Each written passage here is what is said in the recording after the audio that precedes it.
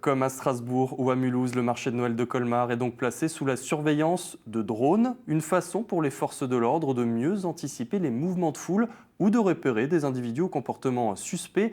Démonstration avec Stéphane Gaudry et Vincent Roy.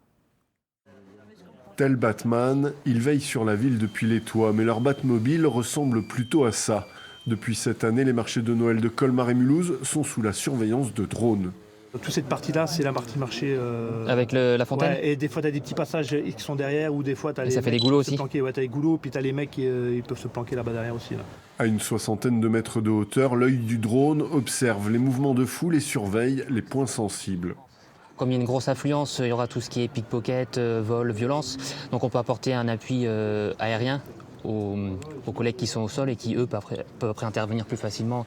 Et dans une foule dense comme celle des week-ends, le point de vue vertical offre un avantage indéniable aux agents postés au sol.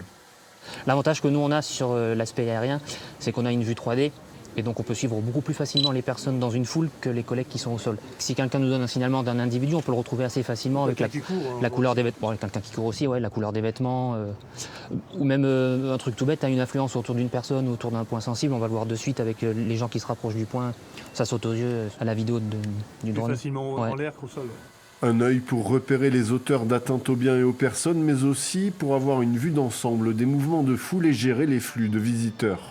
On a des endroits où on a des étranglements, on va parler peut-être du quai de la Poissonnerie, où l'endroit est beaucoup plus serré et on pourrait envoyer les drones pour donner une plus grande sécurisation, voir comment les flux s'évacuent ou si vraiment on a un souci et envoyer plus d'effectifs pour aider.